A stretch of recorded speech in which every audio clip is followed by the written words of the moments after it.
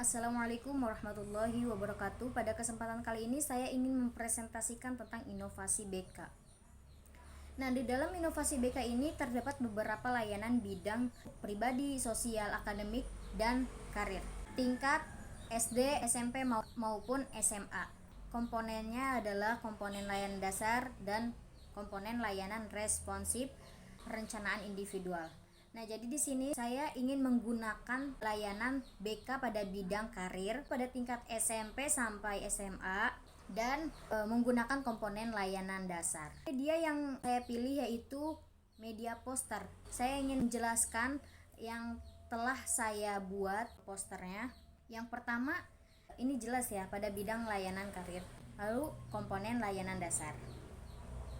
Nah, di sini ada pertanyaan di poster, mending masuk SMA, MA, atau SMK?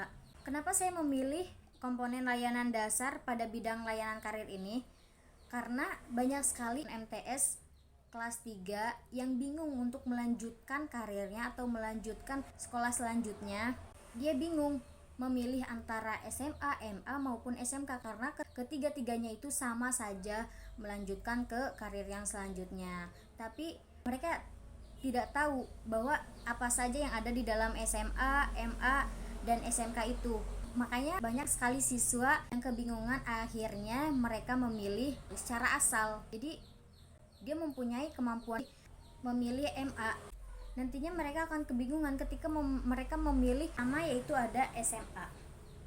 Yang ada di dalam SMK ini, siswa itu fokus pada belajar ilmu secara umum atau generalis. Apa yang dimaksud dengan generalis ini adalah seseorang yang memiliki pengetahuan ilmu atau skill, kemampuan yang lebih gitu, yang berkaitan dengan pekerjaan atau yang mereka suka, tapi pada bidang dan subjek tertentu.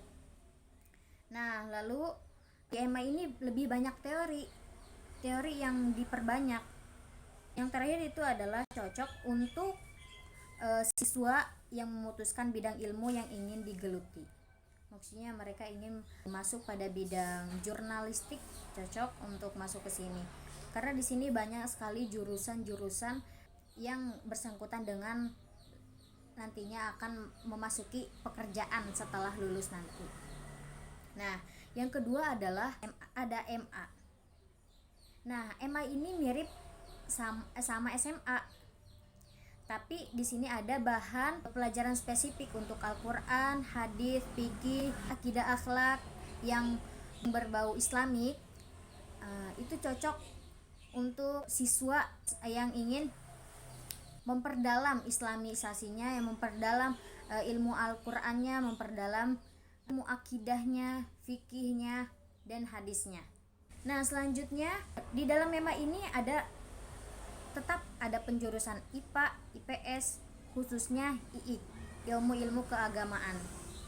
Nah, sama seperti SMA. Bahkan ada yang menyediakan vokasi seperti SMK juga pada sekolah-sekolah tertentu. Nah, yang terakhir cocok untuk yang ingin mendalami ilmu agama Islam.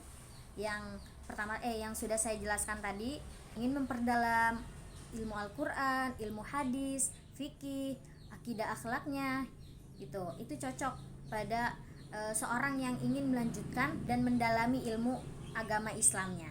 Yang ketiga dan yang terakhir adalah SMK. Nah, ini fokus belajar bidang ilmu tertentu secara spesifik.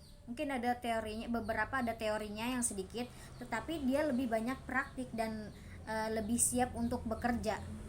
Sama seperti SMA, tetapi kebanyakan SMK ini lebih banyak praktiknya, lebih banyak terjun ke dalam jurusan yang tersebut. Contohnya seperti ekonomi. Nah, nanti di dalamnya dia memperjualbelikan makanan atau minuman atau barang-barang yang telah disiapkan oleh sekolah gitu.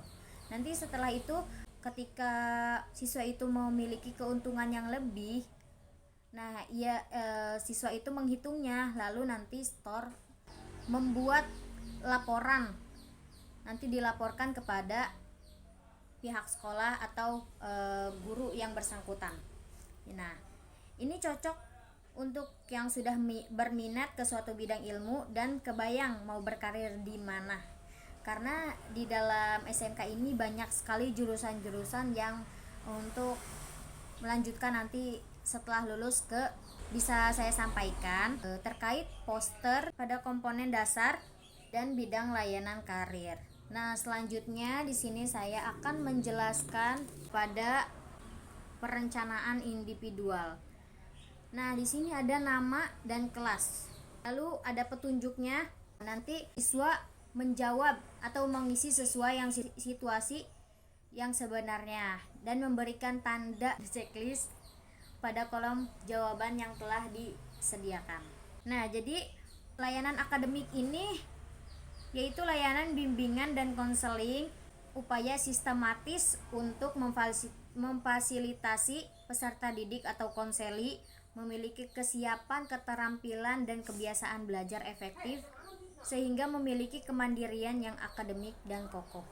Pada perencanaan individual layanan akademik ini secara tertulis. Nah, jadi siswa nanti mengisi jawaban sesuai situasi yang ia hadapi. Nah, di sini ada keterangan AS, TS, dan yang terakhir STS sangat tidak setuju. Ini menggunakan komponen layanan responsif dan menggunakan layanan akademik. Layanan akademik ini untuk mengetahui gaya belajar siswa dan yang tujuannya agar peserta didik atau konseli dapat memahami pilihan jawaban yang berkaitan dengan gaya belajar, visual, auditory, dan kinestetik yang pada diri setiap individu. Nah, di sini ada beberapa pertanyaan. Nanti siswa memilih pertanyaan masing-masing sesuai dengan situasi. 26 pertanyaan. Nah, nanti mungkin siswa bisa menuliskan keterangan setelah menulis dia setuju atau sangat setuju, setuju, kurang setuju, tidak setuju, dan sangat tidak setujunya. Nanti di situ ada keterangan. Jadi siswa ini menjelaskan kenapa dia seperti ini. Contohnya, suka mengeja dan saya pintar mengeja kata-kata. Misalkan setuju. Dan misalkan tidak setuju, keterangannya apa? Karena saya bla bla bla bla gitu. Oke. Untuk perencanaan individual layanan akademik, mungkin hanya ini yang dapat saya sampaikan. Yang terakhir adalah layanan responsif. Nah, jadi layanan responsif ini peserta didik atau konseli ia membutuhkan bantuan konselor dengan segera. Nah, jadi saya menggunakan Google Meeting atau Gmeet karena menggunakan media ini sangat sistematis. Peserta didik atau konseli membutuhkan pertolongan segera pada konselor. Nah, jadi konselor memberikan bantuan secara cepat kepada konseli tersebut dengan menggunakan aplikasi atau media yang ditentukan oleh konselor dan konselinya. Nah, jadi pada kesempatan kali ini saya menggunakan Google Meeting. Nah, menggunakan Google Meeting ini secara sistematis karena yang pertama, ia tidak menghabiskan kuota dan memperhambat jaringan. Tidak sama seperti video call, karena video call masih ketika berbicara ia masih ada jeda-jeda dan terputus-putus ketika berbicara. Kita memakai Zoom, ia hanya bisa memakai 30 menit saja. Setelah itu ia mati dan nanti masuk lagi. Nah, itu mungkin akan tidak nyaman kepada konselinya ketika dia sedang mengobrol lalu terputus. Konseli tersebut tidak nyaman dengan situasi yang terjadi pada saat itu. Mungkin hanya ini yang dapat saya sampaikan, kurang dan lebihnya mohon maaf. Wabillahi taufiq wal hidayah. Wassalamualaikum warahmatullahi wabarakatuh.